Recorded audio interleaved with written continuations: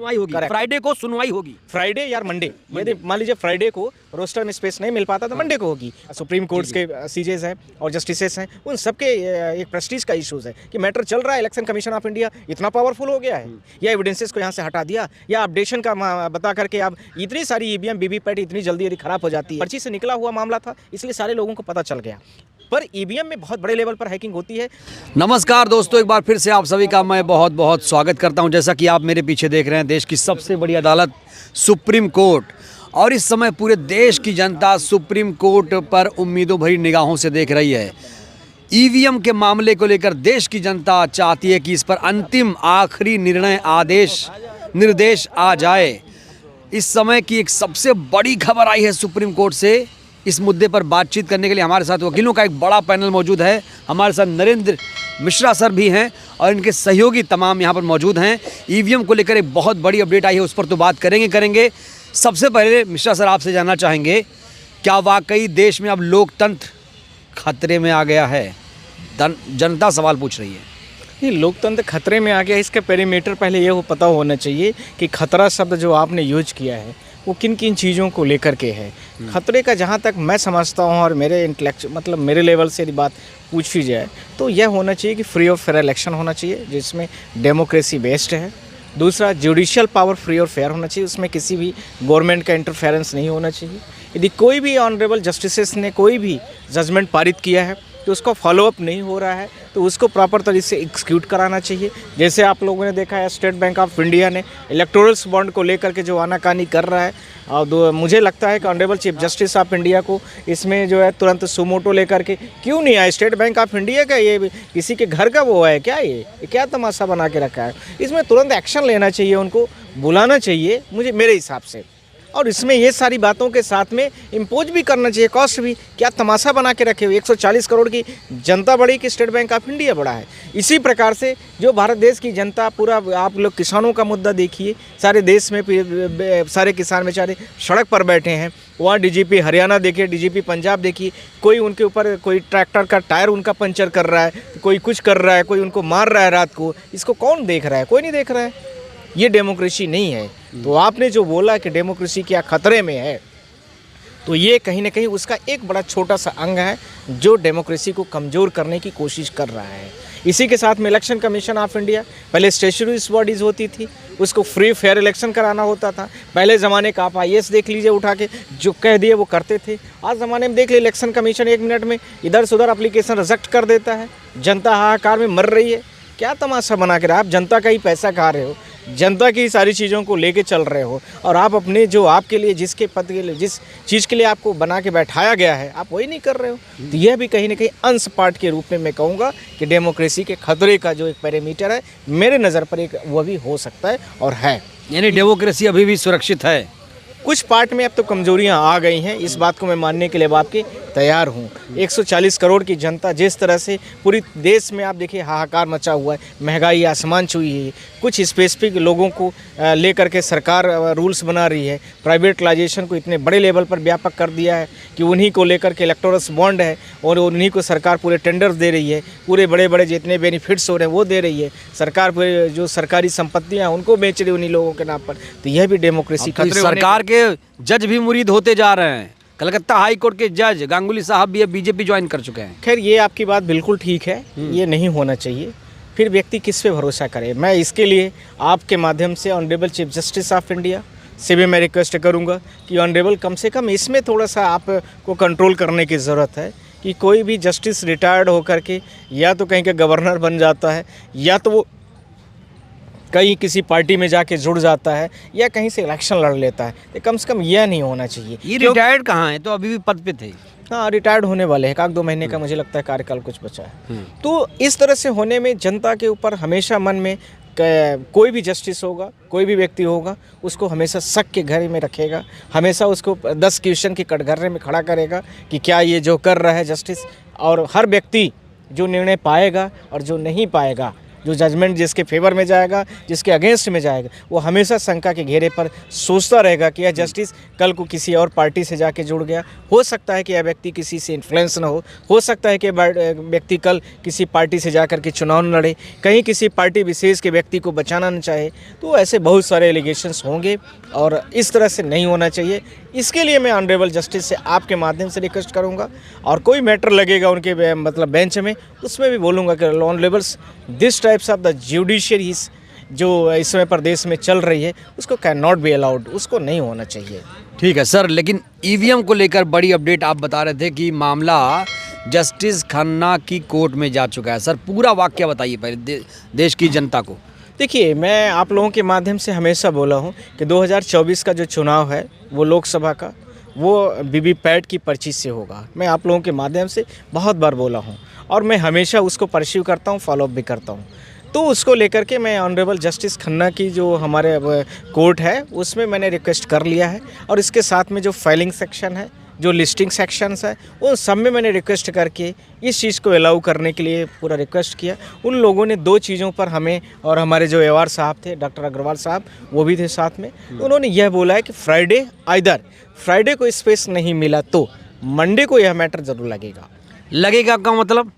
लगेगा का मतलब लिस्ट आएगी और उसमें मैटर लगेगा, यानी ऑनरेबल चीफ जस्टिस खन्ना की बेंच में वो मैटर जाएगा, जिसमें मध्य प्रदेश, छत्तीसगढ़, राजस्थान में जो ईवीएम यूज की गई थी, जो वीवीपैट्स यूज किए गए थे, जो सारी इलेक्ट्रॉनिक्स चीज़ें और भी डिवाइसेस यूज की गई थी, इसके साथ में जो कोडिंग यूज की गई थी, वह जैसे ही 3 दिसंबर को मैं ऑनरेबल सीजीआई के पास गया था, उसके बाद 6 दिसंबर से ही इलेक्शन कमीशन ऑफ इंडिया ने सारा डेटा इसको बेंगलुरु ईवीएम को, वीवीपैट को कई लाखों की गड़बड़ियां बता करके भेज दिया था। हमारा सिर्फ इशू है कि जब ऑनरेबल जस्टिस ने हमारे पिटीशंस को अलाउ कर दिया तो आपने हमारे पूरे जितने एविडेंसेस थे उनको आपने क्यों भेज दिया? आप बिना एविडेंसेस के आपके कैसे केस लड़ सकते हो? 140 करोड़ की जनता के फेथ का विषय है। ऑनरेबल चीफ जस्टिस, ऑनरेबल्स जो उनके जस्टिस के हमारे जो और भी हमारे सुप्रीम कोर्ट्स के सीजेस हैं और जस्टिसेस हैं, उन सबके एक प्रेस्टीज का इशूज़ है कि मैटर चल रहा है। इलेक्शन कमीशन ऑफ इंडिया इतना पावरफुल हो गया है, क्या उसको नहीं समझ में आ रहा है कि ये इतना हाईलाइटेड मैटर है, जनता का विषय है? आप किसी पार्टी विशेष को हित पहुंचाने के लिए 1 मिनट में ईवीएम गड़बड़ी के नाम पर भेज देते हैं। गड़बड़ी कह रहे हैं इसी सत्ताधारी पार्टी से मिला है। मैं ये नहीं कहना चाहता हूँ कि मिला हुआ है, मैंने बोला प्रमोट करना। मैं जिन वर्डों का यूज कर रहा हूँ उसको आप लोग बार बार मैं रिपीट करता हूँ। मिलना नहीं मिलना मैं नहीं जानता, प्रमोट करना हुआ, किसी एक स्पेसिफिक पार्टी को बचाना हुआ, किसी आप वॉइस निर्णय को लेने के लिए आप अग्रसर हो रहे हैं, प्रेरित कर रहे हैं अपने आप को। इसके साथ में आपने इसलिए तो सारे एविडेंसेस को आप डिस्ट्रॉय किए, या एविडेंसेस को यहाँ से हटा दिया, या अपडेशन का बता करके आप इतनी सारी ईवीएम वीवीपैट इतनी जल्दी यदि ख़राब हो जाती है, जो लाखों हज़ारों करोड़ रुपए से जनता के पैसे से आती है, तो बड़े छोटे से अमाउंट में आप काम कर लीजिए इलेक्शन को। आपने कहा वीवीपैट ईवीएम्स खराब हो जाती हैं, और आपने कहा वीवीपैट की पर्ची निकले तो 100% वीवीपैट की पर्चियों की काउंटिंग हो, आप ये कह रहे हैं? मैं जो मेरी मेन प्रेयर है, मैं आपके माध्यम से बोलना चाहता हूँ, वीवीपैट से जो अभी हमें वर्चुअल पर्ची निकलती है, वो सारी पर्चियाँ आपको, हमको जो वोट जिस व्यक्ति ने डाला, जैसे मैंने मान लीजिए कांग्रेस को डाला, आपने किसी और को डाला, आपने किसी और को डाला, जिस व्यक्ति को जो व्यक्ति वोट करता है उसकी पर्ची अभी वर्चुअल दिखती है। उसके बाद वो कहाँ गायब हो जाती है ना हमें पता होता ना आपको पता होता है। इलेक्ट्रॉनिक डिवाइसेस मैनिपुलेट हो सकती, कोई भी हो। तो हमने बोला कि हमारे हाथ में आए, बाजू में एक बैलेट बॉक्स होना चाहिए, उस बैलेट बॉक्स में वो पर्ची को डाल दिया जाए और उसको आप काउंट करा लीजिए, बस। इसके अलावा मेरी कोई तीसरी प्रेयर नहीं है। इतने में मैंने ऑनरेबल जस्टिस से यह भी बोला है कि आप सारी मेरी 10 पिटीशन को डिसमिस कर दो, पर इसको ज़रूर आप करो, ये मेरा रिक्वेस्ट है। क्या आश्वासन मिला? उसमें उन्होंने हंस के सारी बातों को टाल दिया है। मुझे लगता है कि होगा, अच्छा होगा। हंस के टाल दिया मतलब पॉजिटिव मामला? Yes correct. ये मैं आपसे यही बोलना चाहता हूँ कि मैंने यही बोला बार बार कि honourable entire 140 crore peoples out of the Supreme Court, it is watching to you. सबके जस्टिस के मामला है, सबका नेचुरल जस्टिस का मामला है, सबके पीपल्स रिप्रेजेंटेशन एक्ट का मामला है, आप इसको ज़रूर करिए। सर कई बार ऐसे फैसले आए जो स्वतः संज्ञान लेके कोर्ट ने उस पर फैसला सुना दिया। ईवीएम के मामले पे ऐसा हो जाए तो फिर क्या हाथ टूट जाएगा? ये तो ऑनरेबल से ही पूछना पड़ेगा आपको। पर हम लोग तो सारे लोग लगे ही हैं और उसको हमारे और सारे हमारे सहपाठी हमारे दोस्त लोग बेचारे, ये जो बंसल साहब हैं, ये दिन भर बेचारे पूरे सोशल मीडियाज पर पूरे भारत देश में आवाज़ को बुलंद करते रहते हैं। ईवीएम का हो या इलेक्टोरल बॉन्ड का हो या कोई भी सोशल पॉलिटिकल इश्यूज़ है, इससे जनता का ज़्यादा से ज़्यादा अवेयरनेस हो, ज़्यादा से ज़्यादा फैक्ट जो जनता का वास्तविकता है उसको पता चले, इन सारी चीज़ों को लेकर के सब दिन भर बेचारे करते रहते हैं। तो और उसके साथ में सबसे लीड रोल तो आपका होता है, जो मीडिया बेचारी दिन भर वेट पता नहीं आज दिख रहे हैं कल नहीं दिखेंगे, पता नहीं है सर। नहीं, वो हम आपके लिए लड़ेंगे। आप ऐसा क्यों, मैं पूरी मीडिया के माध्यम से बोल रहा हूँ कि ऐसा आप लोग बिल्कुल भी न सोचे। सारी मीडिया के लिए मैं लड़ूंगा और अकेला लड़ूंगा, फ्री ऑफ कॉस्ट में लड़ूंगा। आप लोग ऐसा क्यों सोचते हो? आप लोग देश की आवाज़ हो। बस ये है कि आप जो सच है वही उठाइए, गलत को गलत कहिए, सच को सच कहिए। हमारा ये मतलब नहीं है कि आप किसका क्या चला रहे हैं। यदि मैं गलत कहता हूँ, गलत करता हूँ, तो आप मेरी भी बात बताइए कि मिश्रा जी ने ऐसा कहा। पर यदि सामने वाला कोई गलत कहता है, गलत करता है, तो आप उसकी आवाज़ उठा रहे, बेबाकी तरीके से उठा रहे हैं। जस्टिस खन्ना को लेकर बहुत सारी डिबेट है और कई सारे लोग उनके नाम को लेकर असहज हैं कि ये सत्ताधारी के साथ, सरकार के साथ इनका कुछ पैचअप होगा। कुछ ऐसे आरोप लग रहे हैं कि ये उनके साथ मिले हुए हैं और कह रहे हैं कि इनके कोर्ट से अगर ईवीएम पर सुनवाई हुई तो फिर निष्पक्षता पर सवाल खड़े होंगे। देखिए, आपका प्रश्न हो सकता है, मैंने ऑनरेबल से यही रिक्वेस्ट करूंगा, आप सारी मेरी पिटीशन डिसमिस कर दीजिए। बस ईवीएम बस का अलाउ कर दीजिए। ईवीएम को आप वीवीपैट की पर्ची से काउंट करा दीजिए, बस हो गया। कौन क्या सवाल करता है मैं नहीं जानता हूँ, ना मैं किसी का मुंह पकड़ सकता। मतलब किसी भी कोर्ट में रहे तो मामला निष्पक्ष तरीके से फैसला होगा। ये मैं उम्मीद तो यही करूंगा हमेशा, क्योंकि सुप्रीम कोर्ट में हम लोगों का रोज़ मैटर लगते हैं, रोज़ आदमी जाता है उन्हीं बेंचेस में और अच्छे जजमेंट भी आते हैं। कई बार ऐसा भी होता है कि लगता है कि हमारे फेवर में नहीं हुआ तो गलत भी हो सकता है, ऐसा लग सकता है। पर यह नेचुरल जस्टिस का मामला है, इसलिए मैं बार बार रिक्वेस्ट करूंगा कि ऑनरेबल इस मैटर को आप ज़रूर करिए और इस मैटर में आप सिर्फ और सिर्फ ईवीएम से वीवीपैट के थ्रू जो पर्ची निकलती है, दिखती है वर्चुअल, अभी वो फिजिकली मिलनी चाहिए व्यक्ति को और उसकी काउंटिंग का होनी चाहिए। सर, मूल प्रश्न ये भी है कि चुनाव बहुत नज़दीक आ चुका है। अब ऐसे में मार्च का महीना चल रहा है, अप्रैल में शायद चुनाव हो जाए। फ्राइडे का इंतजार करिए ना। फ्राइडे में आपसे बोला तो फ्राइडे कई बार तो इंतजार हो चुका है सर, अब बेसब्र हो रहे हैं लोग। कुछ चीज़ों में मैं आपसे बोल सकता हूँ। रोस्टर का जो चेयरपर्सन है वो honourable chief justice of India है। उसके बाद में जो है ऑनरेबल जस्टिस खन्ना साहब हैं। अब उन लोगों को सुनना है, उन लोगों को मैटर को लिस्ट भी करना है, तो हमारे पास तो है नहीं कुछ पावर्स। हम तो सिर्फ फ्राइडे मंडे को आप बता रहे सुनवाई होगी या मामला लिस्टेड हो जाएगा, क्या कहना चाह रहे हैं? नहीं, सुनवाई होगी, उस सुनवाई होगी, फ्राइडे को सुनवाई होगी। फ्राइडे या मंडे, यदि मान लीजिए फ्राइडे को रोस्टर में स्पेस नहीं मिल पाता तो मंडे को होगी। पर उन्होंने जिस तरीके से हमें आश्वासन दिया है उसमें के आधार पर यही है कि मंडे या फ्राइडे को इसमें मामला मध्य प्रदेश, छत्तीसगढ़, राजस्थान जैसे पांच राज्यों वाला जो चुनाव है उसको ऑर्डर फॉर रिकॉल की जो मेरी पिटीशन है उसके लिए है। सर, ईवीएम को लेकर क्या संदेह है? पहला संदेह ये है कि हम उसके बारे में ज़्यादा तो नहीं जानते, पर सिर्फ 5-6 क्वेश्चन का जवाब हमें आज तक नहीं मिल पाया। 2019 के पहले ईवीएम में 1, 2, 3 जो सीरियल नंबर होते हैं, मान लीजिए 1 में कांग्रेस है, बी में बीजेपी है, सी में कोई और है, तो पहले 1 बटन, 2 बटन, 3 बटन लिखी रहती थी। अब उसमें सीरियल नंबर के जगह पर आप देखिए भाजपा, कांग्रेस जैसी चीज़ें रहती हैं। तो वह कहीं ना कहीं उसके सॉफ्टवेयर में इस चीज़ को अपलोड किया जाता है कि 1 नंबर दबाएंगे आप तो कांग्रेस को जाएगा, 2 नंबर जो दबाएंगे तो भाजपा को जाएगा, तीसरे को दबाएंगे तो किसी और को जाएगा। अब ये 2019 के बाद ये सारी चीज़ें अपडेट हो गई हैं। दूसरा, इसके साथ में टोटल वोट की काउंटिंग भी आ जाती थी कि भाजपा इतना मिल रहा है, कांग्रेस को इतना मिल रहा है। 2019 के पहले अब ऐसा नहीं होता प्रतीत आ रहा है। इसके पहले वीवीपैट जो होता था, वीवीपैट में जो लाइटें वगैरह जलती थी उसमें जो ग्लास वगैरह होता था बहुत ट्रांसपेरेंट होता था। आज वो बहुत मोटा है, यानी वो जो 7 सेकंड का टाइम पहले 14 सेकंड का था वो 7 सेकंड में कन्वर्ट कर दिया। तो एक ही जो पिछली वाली पर्ची है वो रिपीट हो सकती है, ऐसे चांसेस पूरे। सर, आपको लगता है देश के मतदाता इतने जागरूक हैं कि बटन दबाने के दौरान वो 7 सेकंड जाकर वहाँ झाँक लेंगे वीवीपैट में कि उनका वोट कहाँ गया? सबसे बड़ा मसला तो ये है कि 2019 का जो लोकसभा थी, जिसमें से मैंने आप लोगों के माध्यम से कई बार बोला हूँ कि बनारस की सीट हो, कि मथुरा की सीट हो, या अरुणाचल प्रदेश की सीट हो, कि बिहार की सीट हो, कि तमिलनाडु की सीट हो, किसी भारत देश की स्टेट की सीट, वोट कम पड़ रही है, निकल ज़्यादा रही है। ये अपने आप में बहुत बड़ा वोट कम पड़ रही है, निकल ज़्यादा रही, मतलब जिसको लेकर के एडीआर ने बहुत बड़ी पिटीशन फाइल किया, उसके बाद में हमने भी पिटीशन फाइल किया था। तो उसमें यह है कि यदि मान लीजिए टोटल वोट 100 वोट पड़ रही है, वोट निकल रही है 150, ये कैसे पॉसिबल है? तो ये यदि हमें फिजिकल पर्ची मिल जाए, तो ये एग्जाम्पल कहाँ देखने को मिला? ये जो बता रहे हैं आप। आपने पूरा देखिए, द क्विंट ने, द मिंट ने, सॉरी द वायर ने बहुत बड़े लेवल पर भी न्यूज़ों में छापा है इसको। 2019 का आप चुनाव का पूरा देख लीजिए।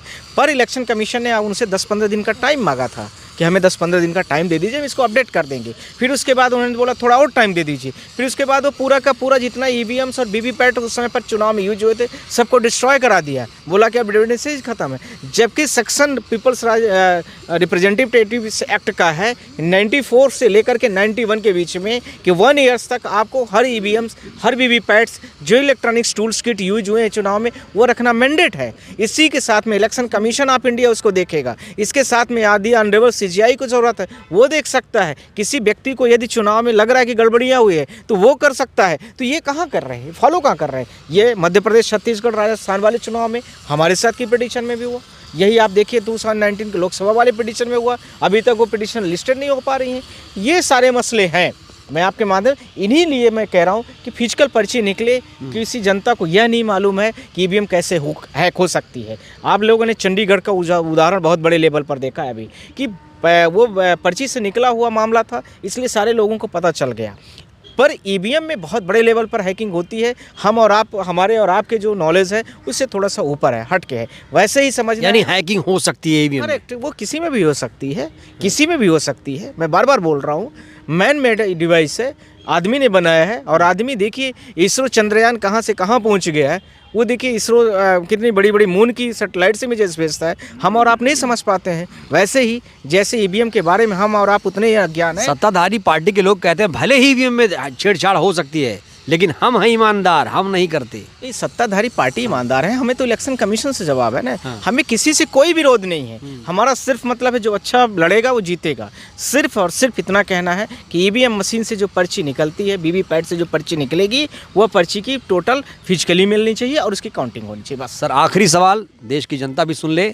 आखिरी सवाल आपसे मेरा ये है कि क्या लोकसभा चुनाव से पहले 140 करोड़ देशवासियों को ये खुशखबरी मिलेगी, अंतिम फैसले आएंगे ईवीएम पर? आप इंतज़ार करिए, 2024 का चुनाव वीवीपैट की पर्ची से होगा। और सारे लोग, पूरे देश की जनता के लिए मैं बोल रहा हूँ। और दूसरा आपके माध्यम से ही बोल रहा हूँ, इलेक्टोरल बॉन्ड का जो स्टेट बैंक ऑफ इंडिया ने भी किया है उसको भी डाटा अपलोड करना पड़ेगा। ये आप देखना 2024 के चुनाव दो चीज़ों को निर्णय बहुत बड़ा करेंगे कि क्या जो रूलिंग पार्टीज़ है या कोई भी पार्टी है उसको कितना फंड किस व्यक्ति ने कितना दिया है, कितना एलिगेशन है जो बोलते हैं, अच्छी अच्छी बातें करते, कितना जनता को पता होना चाहिए कि जिस व्यक्ति को हमने वोट दिया है वो कितना सही कितना गलत है। Point number 1। Point number 2, EVM से चुनाव होना इसलिए आवश्यक है कि जो पर्ची निकले वो पर्ची हमने जिसको वोट दिया, ईवीएम से चुनाव होना आवश्यक, आप बता रहे हैं। ईवीएम की पर्ची से ध्यान रखना, पर्ची जो उससे निकलेगी, ध्यान रखना, मैं शब्दों को करेक्ट कर दे रहा हूँ फिर से। जो ईवीएम से पर्ची निकलती है यानी वीवीपैट से जो पर्ची निकलेगी अभी वर्चुअली जो दिखती है वो आपके हाथ में आएगी और उससे उसकी काउंटिंग होकर के ही चुनाव होगा। यह मैं आपके माध्यम से आज भी बोल रहा हूँ, कल भी बोला था, पिछले महीने भी बोला हूँ, जनवरी में भी बोला हूँ, हमेशा बोलूँगा। लेकिन इस बार बड़ी अपडेट आप बता रहे हैं, फ्राइडे या मंडे को सुनवाई। हाँ करेक्ट, ये बात, ये जेन्युइन बात है। तो सुप्रीम कोर्ट से ये अभी ताज़ा खबर मैं आपको दे रहा हूँ कि जो ईवीएम के मामले को लेकर सुनवाई है वो फ्राइडे या मंडे को होने जा रही है। और पूरा देश इसको लेकर इंतज़ार कर रहा है कि ईवीएम के मामले पर आखिरी फैसला कब आएगा। और इसीलिए हर रोज़ कोशिश करता हूँ कि ईवीएम पर एक्चुअल जो खबर है मैं यहाँ से आकर आपको बताऊँ, यहाँ से आकर आपको अपडेट दूँ। और इसीलिए जो वकील इस मामले को लेकर सुनवाई कर रहे हैं, जो दस्तावेज इकट्ठा कर रहे हैं, लड़ाई लड़ रहे हैं, उनसे मैंने बातचीत की। नरेंद्र मिश्रा जी को आपने सुना, उनकी बातों से आप सहमत हैं? अपनी प्रतिक्रिया ज़रूर दीजिए। बहुत बहुत धन्यवाद, शुक्रिया।